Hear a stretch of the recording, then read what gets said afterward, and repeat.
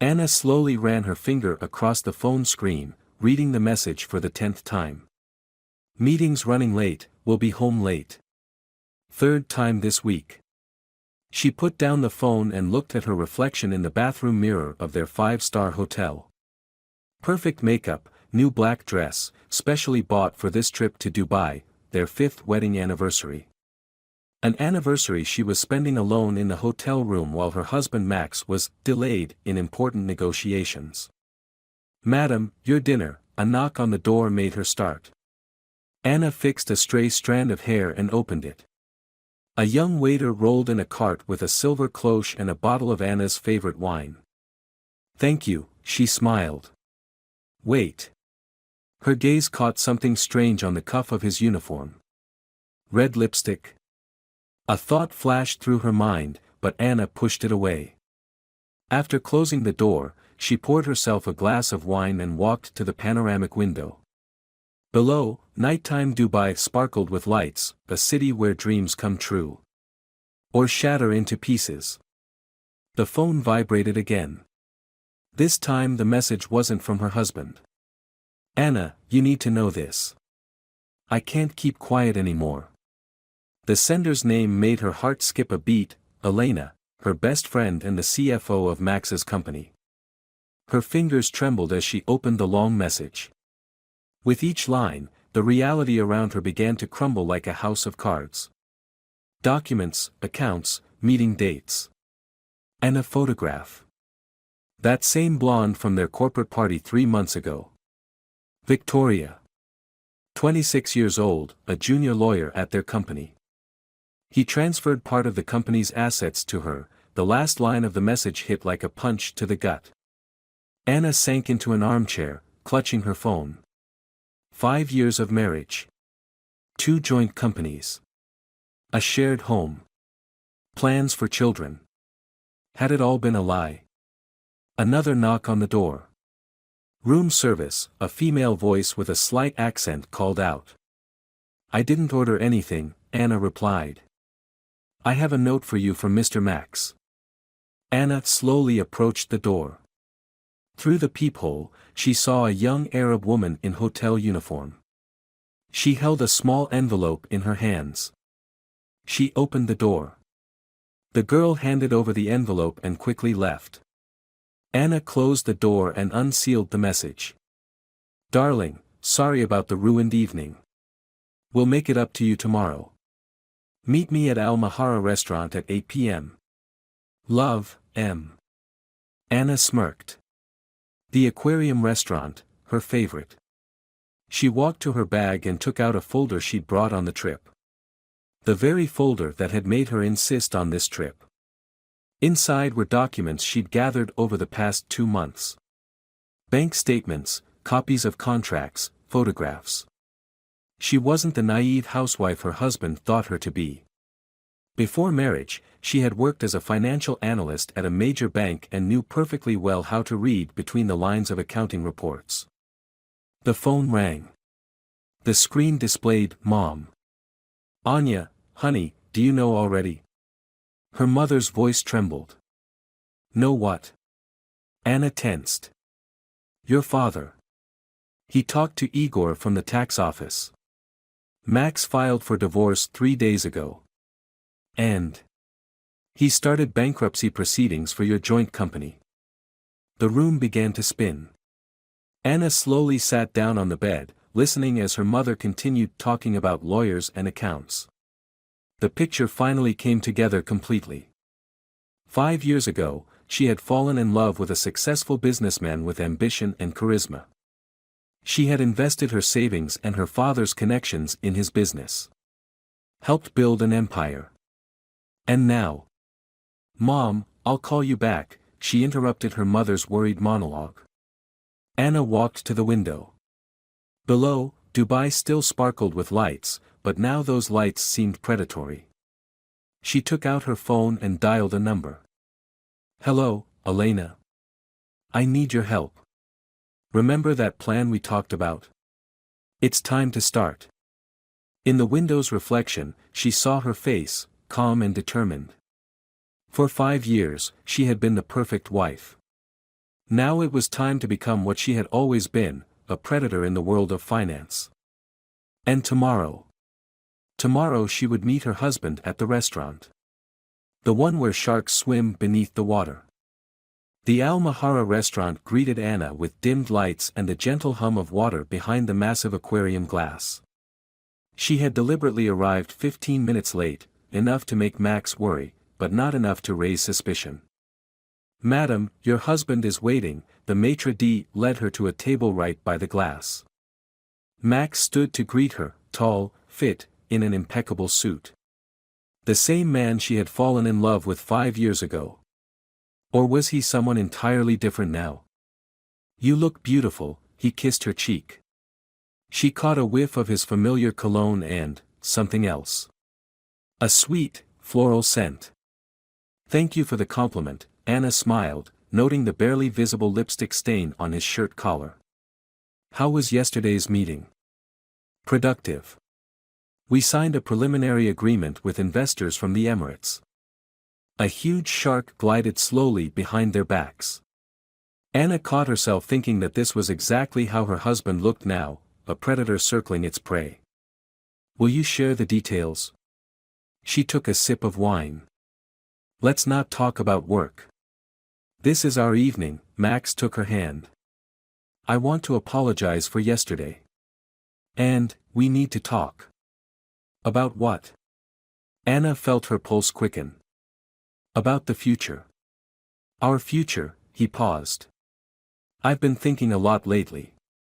About us, about the company. You know, sometimes it's time to make changes." Anna watched him silently, waiting for him to continue. In the aquarium behind him, colorful fish swam by, creating an intricate dance of shadows across his face. "I received a merger offer from a major holding company. It's an excellent opportunity, but it will require some restructuring." "What kind exactly?" She kept her voice steady. "Technical bankruptcy of one of our companies. The one registered in your name." There it was. The moment of truth. Anna took another sip of wine, feeling cold fury rising inside her. "What about my investments? My father's share?" "Everything will be compensated, of course. Just not immediately." Max flashed that smile he used to charm investors. "I've already prepared all the documents. I just need your signature." He pulled out a folder from his briefcase. Anna recognized their law firm's logo in the corner. "Right here. Now. Time is money, darling. The deal needs to be closed by the end of the week." Anna took the documents, slowly turning the pages. Everything was exactly as Elena had said. Technical bankruptcy, asset revaluation, transfer of funds to new legal entities. And divorce papers. The petition was neatly tucked between pages of commercial contracts. "You know what's most interesting about sharks?" she suddenly asked, looking up from the documents. "What's that?" Max looked slightly puzzled by the change of topic. "They never stop moving. Even when they sleep. If they stop, they die." Anna pulled out her own folder from her purse. "I've prepared some documents too. I think you'll find them interesting." She fanned the papers out on the table. Bank statements, contracts, photographs. Max's face slowly changed, losing its confident expression. "Where did you get these?" "I once told you, in the world of finance, nothing is more important than information. Remember?" She smiled. "Oh right, that was before the wedding. When you were looking for an investor for your first project." Max reached for the documents, but Anna quickly gathered them back into the folder. "Not here." Too many curious eyes, she nodded toward the nearby tables. "I suggest we meet tomorrow. In a more private setting." "What are you talking about? What do you want?" "The same thing you do, dear. Restructuring." Anna stood up. "Just on my terms." She leaned in and kissed his cheek, catching that familiar scent of foreign perfume. "By the way, send my regards to Victoria. I hope she liked my gift. Anna headed for the exit, feeling his gaze on her back. At the doors, her phone buzzed. A message from Elena, everything's ready. They took the bait. Another notification popped up on the screen, an email from the tax inspection office. The one she had been waiting for 2 weeks. Anna smiled, looking at the shark gliding by. The game was truly beginning. Do you really want to do this? Elena handed Anna a cup of coffee. They were sitting in her apartment on the 42nd floor, overlooking morning Dubai. Do I have a choice? Anna took a sip and winced. Bitter. Like this whole situation. There's always a choice. Elena sat beside her. You could accept his terms. Take the compensation, start a new life. And let him get away with it. Anna stood up abruptly. After everything he's done. After using my connections, my family's money. She walked to the window. Below, the city was already bustling with life, streams of cars, people rushing to their business. All of them running somewhere, making plans, dreaming. She used to dream too. You know what hurts the most? Anna turned to her friend. I really loved him. Believed every word. When he talked about our future, about children. And now?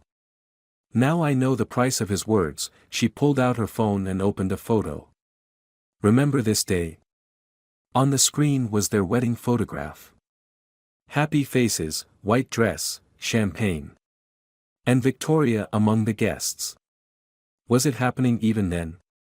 Or did it start later?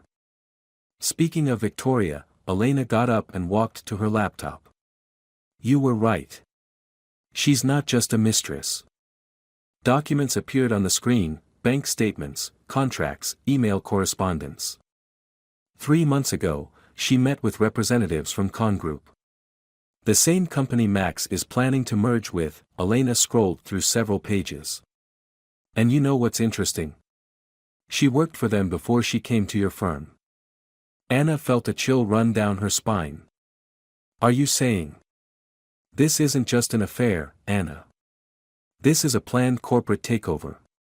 Max isn't the only one playing a double game. The doorbell rang. Elena tensed. Are you expecting someone? Yes, Anna smiled. Our trump card. At the door stood a man in his 50s wearing an expensive suit. Anna knew him only from photographs. Robert Krevsky, Con Group's major shareholder. Miss Voronova. He extended his hand. Pleased to meet you in person. Your proposal intrigued our board of directors. Come in. Anna gestured toward the living room. I think we'll have a very productive conversation. The next hour they discussed details.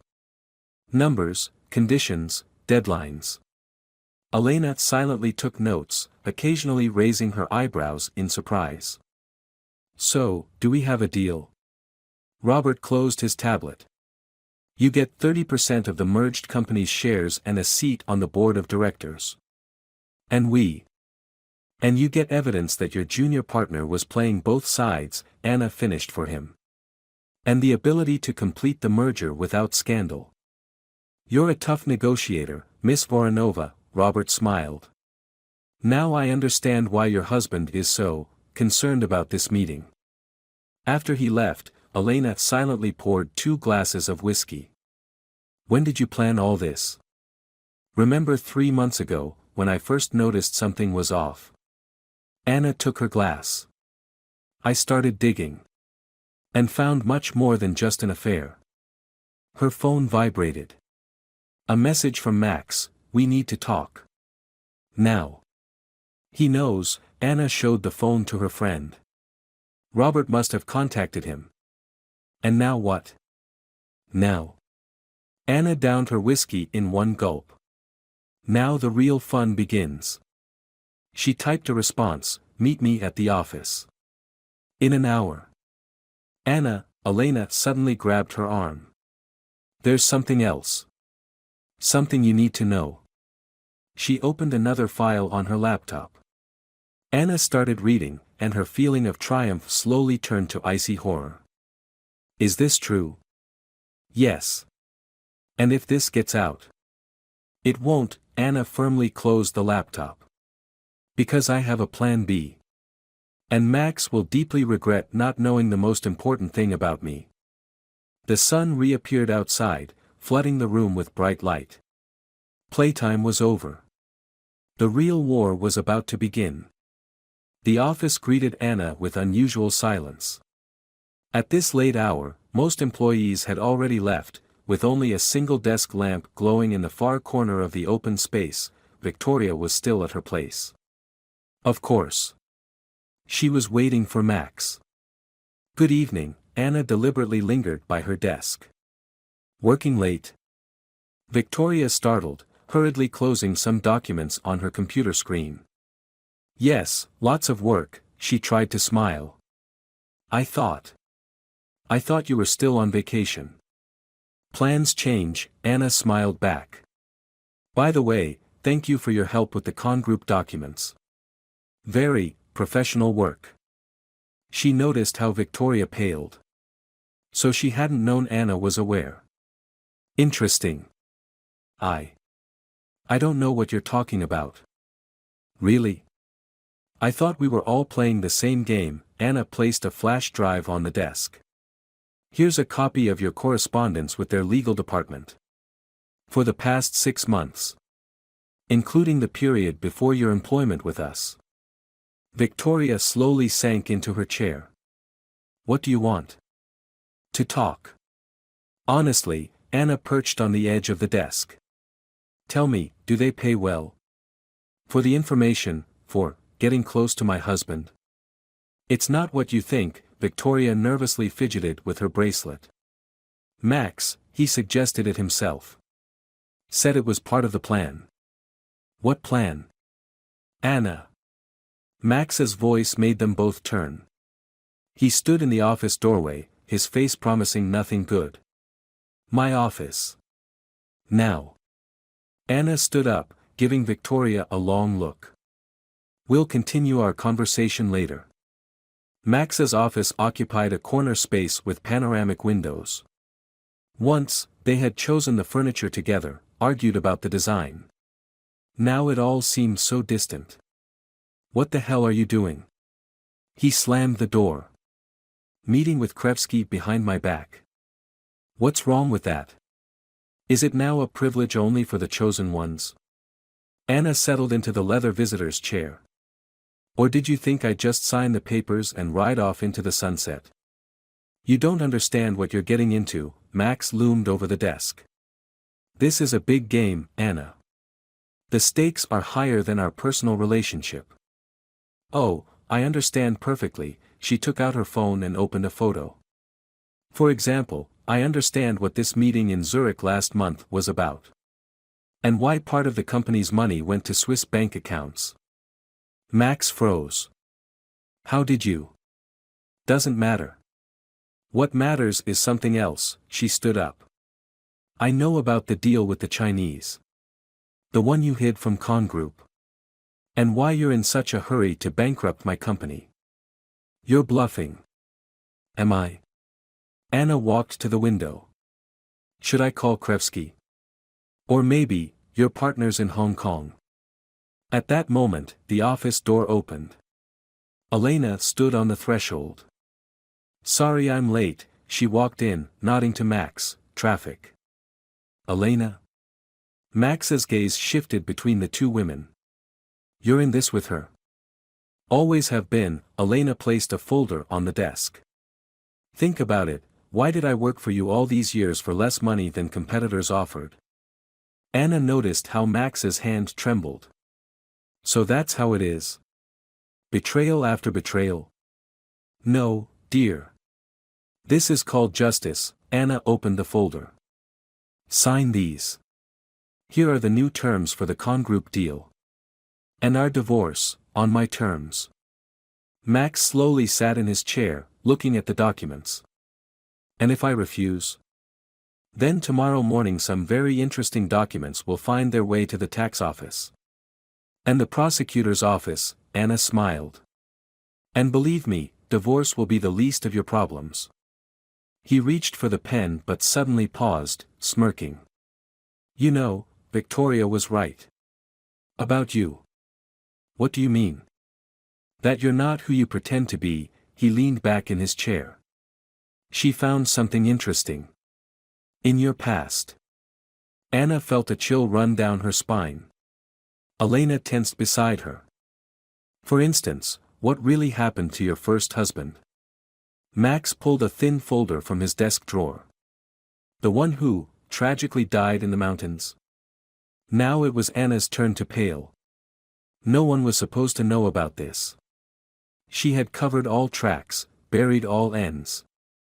What is he talking about? Elena turned to her. Anna. Yes, Anna, Max was smiling like a cat that caught a mouse. Tell us. Or should I, call the Swiss police? I'm sure they're still interested in that case. Heavy silence fell in the office. Outside, the night city glimmered, indifferent to the drama unfolding on the 42nd floor. Anna slowly raised her eyes to her husband. Do you really think that's the only copy of the documents? What? You think I didn't prepare for such a possibility? She took out her phone. One call, Max. One call, and some very interesting people will receive some very interesting information. About you. About the company. About everything. You're bluffing. Shall we find out? Her finger hovered over the call button. Or will you sign? The wall clock ticked away the seconds. Somewhere in the distance, a siren wailed. Elena looked from one to the other, clearly unsure whom to believe. And Anna. Anna was thinking about how some secrets are better left buried. Deep beneath the snow of the Swiss Alps. Anna sat in her car in the underground parking lot, staring at the folder she had retrieved from the bank deposit box an hour ago. Inside were documents she had hoped never to open again. Her first marriage certificate. Police reports. Photographs from the scene in the Alps. You should have told me, Elena's voice on the phone sounded tired. I thought we trusted each other. Some things are better kept to yourself. Anna traced her finger over an old photograph. A young couple against snowy mountains. Happy faces. If only they had known, especially when the truth can kill. What really happened in those mountains, Anna? Anna closed her eyes. The memories she had buried for so long came flooding back. He was a gambling addict. Lost everything, our savings, apartment, even his client's money. She took a deep breath. When creditors started looking for him, he suggested we go skiing. Said we needed a distraction. And there was heavy snowfall that day. We went up to the peak. He confessed he owed money to the Russian mob. Said there was only one way out. Her voice trembled. He wanted us to jump off the cliff together. Said the insurance would cover the debts. Heavy silence hung on the line. I pushed him away and ran. He chased after me. And fell. Maybe he slipped. Maybe. Anna opened her eyes. The police closed it as an accident. But there were questions. Too many questions. And now Max knows. Victoria found some old documents somewhere. Maybe contacted someone in Switzerland. Anna slammed the folder shut. But they don't know the main thing. What? Remember that deal with Chinese investors? The one Max pulled behind Con Group's back. Yes, what about it? It wasn't his idea. Anna pulled another flash drive from the glove compartment. I contacted them.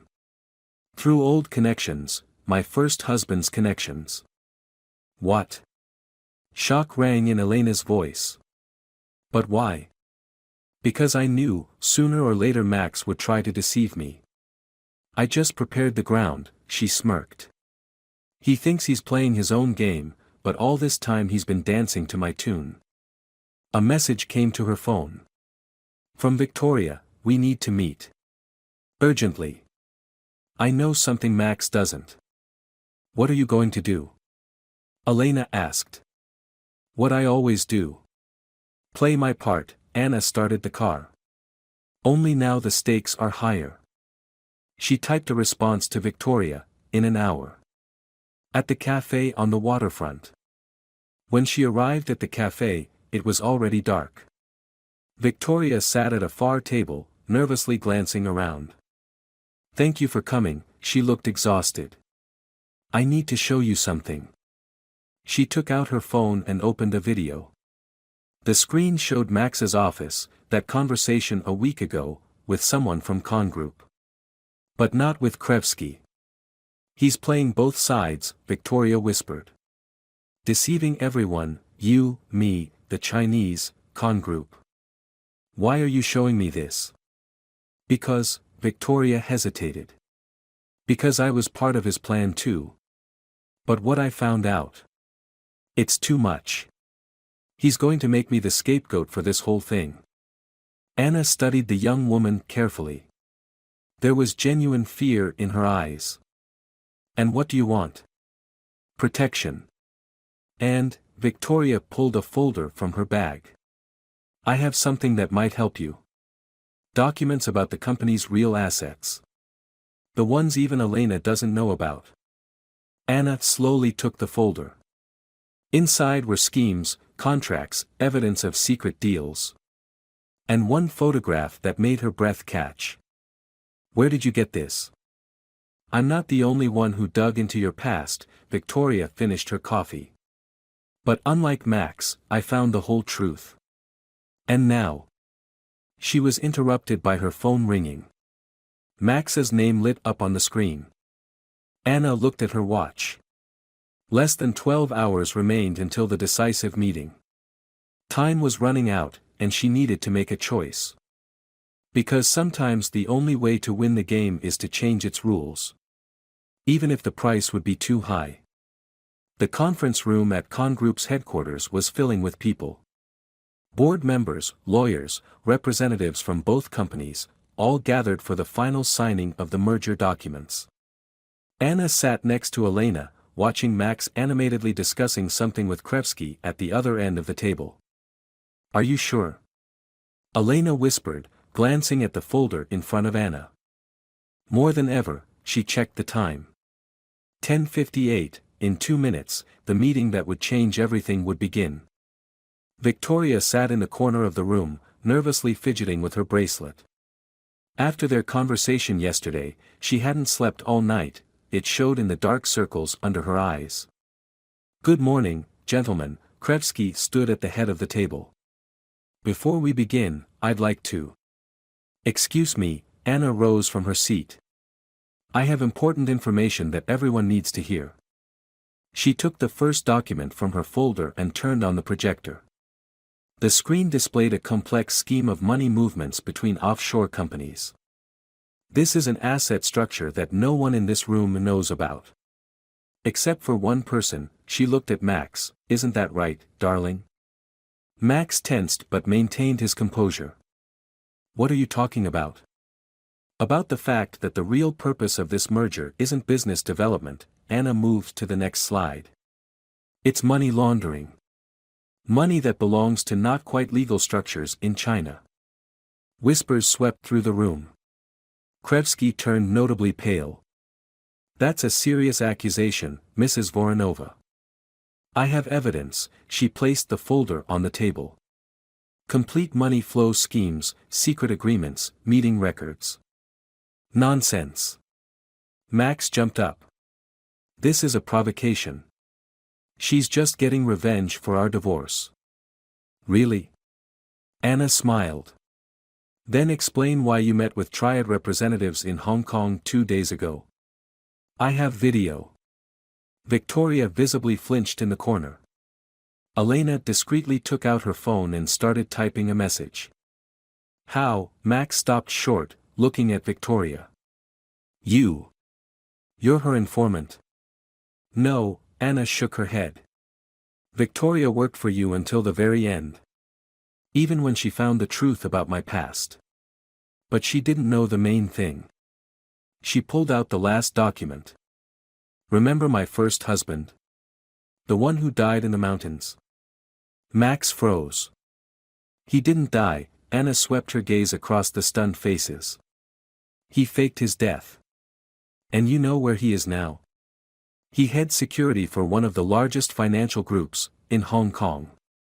Dead silence fell over the room. All these years, I kept in touch with him.